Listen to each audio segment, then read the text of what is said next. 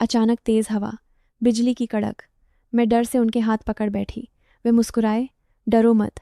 उन्होंने मुझे कमरे में ले जाकर बिस्तर पर बिठाया और फिर वह मेरे नज़दीक आकर बैठ गए। और फिर जो हुआ, तो दोस्तों, मेरा नाम आराध्या है। उस दिन सुबह से ही मूसलाधार बारिश हो रही थी। ऐसी बारिश जो एक पल के लिए भी थमने का नाम नहीं ले रही थी। मैं ऑफिस में काम करती हूँ और शाम से ही इंतज़ार कर रही थी कि बारिश थोड़ी हल्की हो तो घर निकल जाऊं। लेकिन रात के 8 बज गए। सब साथी अपनी गाड़ियों में चले गए थे। मैं अकेली रह गई। फ़ोन पर मम्मी बार बार कॉल कर रही थीं, चिंता में उनकी आवाज़ कांप रही थी। मैंने उन्हें तसल्ली दी, मम्मी, बस निकल रही हूँ, कोई ना कोई सवारी मिल जाएगी। फ़ोन की बैटरी भी ख़त्म होने वाली थी। मैंने फ़ाइल को सिर पर रखा जैसे कोई छाता हो और बाहर निकल पड़ी। जनवरी की ठंडी हवा और तेज़ बारिश ने मुझे पूरी तरह भिगा दिया। सड़क पर पानी भर गया था, गड्ढे नज़र नहीं आ रहे थे। ठंड से मेरे हाथ पैर सुन्न पड़ गए थे। मैं तेज़ तेज़ चल रही थी, लेकिन रिक्शा या टैक्सी कहीं नहीं दिख रहा था। सड़क सुनसान थी, डर लग रहा था। अचानक एक लग्जरी कार मेरे ठीक पास रुक गई। मेरा दिल धड़क गया, डर से सांस थम सी गई। दरवाज़ा खुला और ड्राइविंग सीट पर बैठे शख्स को देखकर मुझे चैन आया। यह मेरे बॉस अर्णव मेहरा थे। 35 साल के अर्णव सर, काले सूट में, स्टाइलिश चश्मे के साथ। वे मुझे देखकर बोले, जल्दी अंदर आओ आराध्या। मुझे कोई चारा नहीं था। मैं गाड़ी में बैठ गई। मेरे भीगे कपड़े सीट पर पानी टपका रहे थे। कपड़े शरीर से चिपक गए थे। मैंने दुपट्टा ठीक किया और फाइल गोद में रख ली। अर्णव सर ने मुझे सर से पांव तक देखा और गुस्से से बोले, इतनी बारिश और अंधेरे में अकेले निकल पड़ी, क्या सोचकर? मैंने झुकी नज़रों से कहा, सर, काम में इतना व्यस्त थी कि समय का पता ही नहीं चल। सब जा चुके थे, सोचा कोई सवारी मिल जाएगी। वे बोले, तुम्हारा घर बहुत दूर है, तंग गलियों वाला इलाका। बारिश में वहाँ जाना खतरनाक है।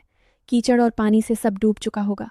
फिर थोड़ा नरम होकर बोले, मेरा बंगला यहीं पास है, आज रात वहीं रुक जाओ, सुबह ड्राइवर छोड़ देगा। मैं घबरा गई। नहीं सर, मम्मी इंतज़ार कर रही हैं।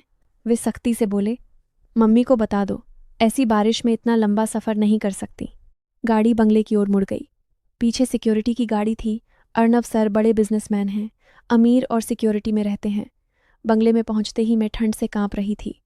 अर्णव सर ने नौकरानी को बुलाया, ये आराध्या हैं, ऑफिस से। इन्हें रिया के कमरे में ले जाओ, कपड़े दो, खाना पूछो, आज रात यहीं रहेंगी। नौकरानी मुझे ऊपर ले गई। मैडम, ये रिया मैडम का कमरा है, उनके कपड़े पहन लीजिए। मैंने जल्दी से एक सुंदर सलवार सूट पहना और हीटर के पास बैठ गई। नौकरानी ने बताया, रिया मैडम सर के पापा के दोस्त की बेटी हैं, पढ़ाई के लिए यहाँ रहती हैं। सर उन्हें बहुत मानते हैं, बहन की तरह। उनका कमरा कोई इस्तेमाल नहीं कर सकता। आप बहुत लकी हैं। ए टी ई पी ई पी ई ई ई ई ई ई ई ई ई ई ई ई ई ई। मुझे जलन सी हुई।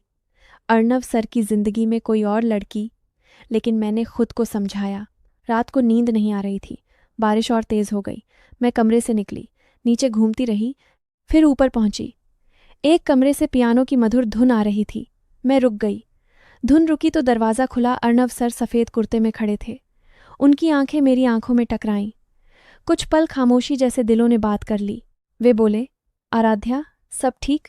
नींद नहीं आ रही? मैंने कहा, पियानो की आवाज़ सुनकर आ गई। आप बहुत अच्छा बजाते हैं। वे मुस्कुराए, माँ से सीखा। यह उनका कमरा था। याद आती है तो यहाँ आ जाता हूँ। अचानक तेज़ हवा, बिजली की कड़क।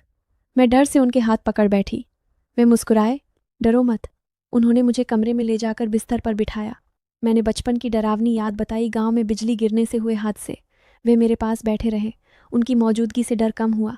मैं थककर सो गई। सुबह ड्राइवर मुझे घर छोड़ आया। मम्मी ने गले लगाया। मैं अर्णव सर के बारे में सोच रही थी। वे उतने सख्त नहीं, बल्कि नरम दिल वाले हैं। अगले दिन ऑफिस में मैंने उनके लिए कपड़े लौटाने गए, लेकिन वहाँ रिया थी, सुंदर, घमंडी। उसने कपड़े फेंक दिए और चिल्लाई, तुम मेरे कमरे में कैसे घुसी? मेरे कपड़े कैसे पहने? अब दफ़ा हो जाओ। मैं टूट गई। ऑफिस में अफवाहें फैलीं। रिया ने मुझे बुरा भला कहा। मैंने नौकरी छोड़ दी। लेकिन अगले दिन अर्णव सर खुद मेरे घर आए। मम्मी से बात की और मेरा हाथ मांग लिया। उन्होंने बताया, रिया मेरी छोटी बहन जैसी है, बस उसका ख्याल रखता हूँ।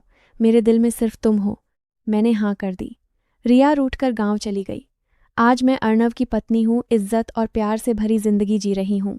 दोस्तों, ये कहानी कैसी लगी कमेंट में बताइए।